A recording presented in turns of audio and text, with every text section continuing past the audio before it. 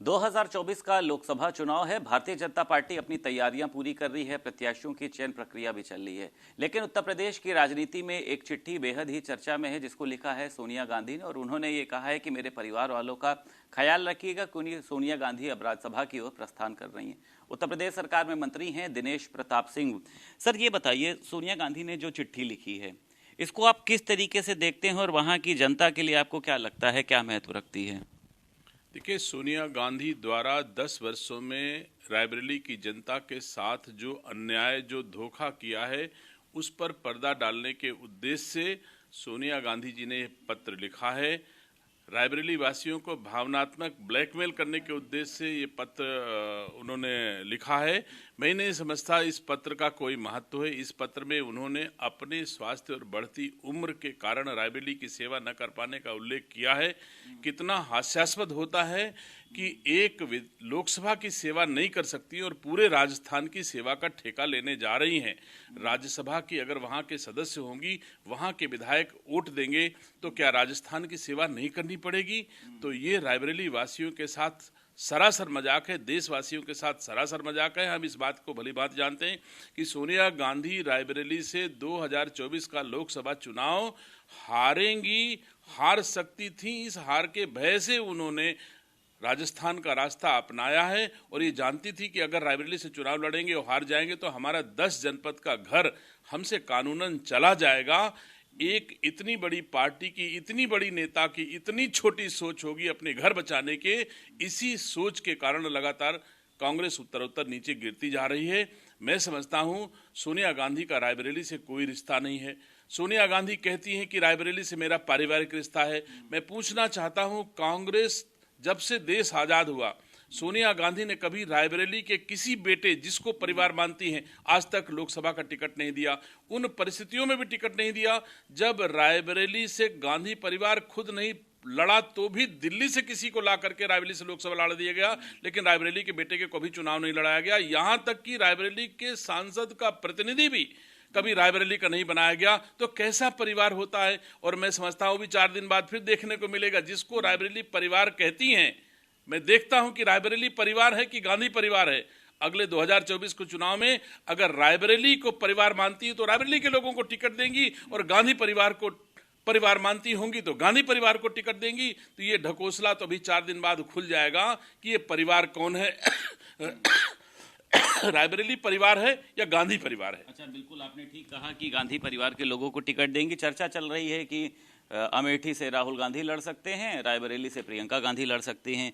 तो क्या लगता है आपको, जनता इस बार जो है कुछ बदलाव करेगी? क्योंकि सभी को पता है कि देखिए अमेठी में स्मृति ईरानी है। तो क्या लग रहा है इस बार आपको?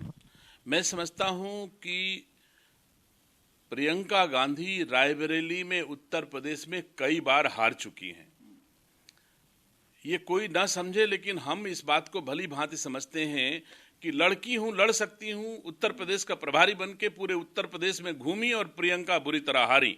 रायबरेली में 2022 के विधानसभा के चुनाव में रायबरेली लोकसभा के 5 विधायकों के चुनाव जिताने के लिए एड़ी चोटी का जोड़ प्रियंका गांधी ने लड़ाया। यहां तक कि खुद प्रियंका गांधी चुनाव लड़ी और 5 के 5 विधायक कांग्रेस के बुरी तरह हारे। पूरी लोकसभा में प्रियंका गांधी को केवल 1,40,000 वोट मिले। तो मैं नहीं समझता कि प्रियंका गांधी 2022 के चुनाव में हारी हैं और 2024 में आएंगी तो हारने के क्रम में एक और हार उनके खाते में लिखी जाएगी। इससे ज्यादा कुछ नहीं होने वाला है। और मैं समझता हूं 2024 के चुनाव में अगर सोनिया गांधी को कोई जीता हुआ माने, हाँ, संवैधानिक रूप से उनको सर्टिफिकेट मिला है, लेकिन 4 दलों की प्रत्याशी के रूप में सोनिया गांधी लड़ी। सपा, बसपा, अपना दल, कृष्णा पटेल गुट और कांग्रेस, इनमें से किसी एक दल का वोट निकाल दिया जाए तो सोनिया गांधी को पता चल जाएगी कि सोनिया गांधी जीती है रायबरेली से कि सोनिया गांधी हारी है रायबरेली से। तो सोनिया गांधी इस बात को भली भांति जानती है, गांधी परिवार इस भली बात को जानता है कि रायबरेली में अब सोनिया गांधी का ग्लैमर और सोनिया गांधी का रसूख काम आने वाला नहीं है।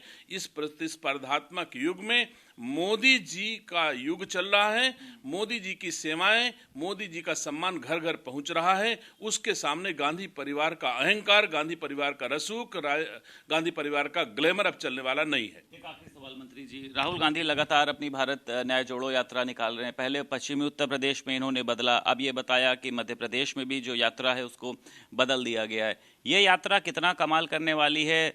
अखिलेश यादव भी शामिल होंगे, पल्लवी पटेल भी इसमें शामिल होंगी। देखिए, हम आप खूब भली भांति जानते हैं यह न्याय यात्रा कैसे न्याय यात्रा हो सकती है।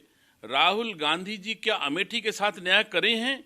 अगर अमेठी के साथ राहुल गांधी न्याय किए होते तो आज गली गली दर दर राहुल गांधी को भटकने की आवश्यकता न पड़ती।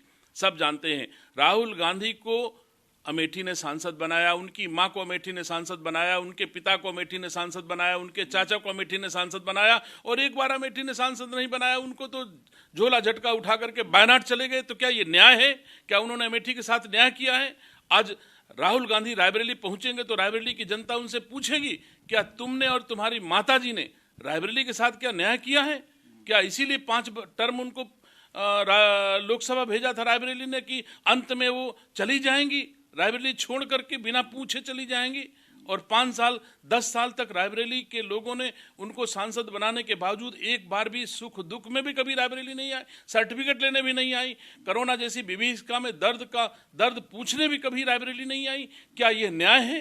क्या रायबरेली के साथ गांधी परिवार ने, राहुल गांधी ने न्याय किया है? तो यह न्याय यात्रा मैं नहीं समझता, सिर्फ ढकोसला है। देशवासियों को किसी दशा में भरोसा नहीं हो सकता कि जो अमेठी को न्याय नहीं दे सका, जो रायबरेली को न्याय नहीं दे सका, वो देश को न्याय दे पाएगा, यह देशवासी किसी को भरोसा नहीं हो सकता है। बहुत शुक्रिया बात करने के लिए। उत्तर प्रदेश सरकार में मंत्री दिनेश प्रताप सिंह हमारे साथ मौजूद थे। साफ तौर पर उन्होंने राहुल गांधी की न्याय यात्रा को एक ढकोसला बताया और वहीं पर उन्होंने सोनिया गांधी की चिट्ठी को लेकर कहा है कि जिसको अपनी जनता से प्यार ही नहीं है उसके लिए क्या कहा जाए। लखनऊ से वीडियो जर्नलिस्ट अरविंद कुमार के साथ संदीप खेर, भारत समाचार।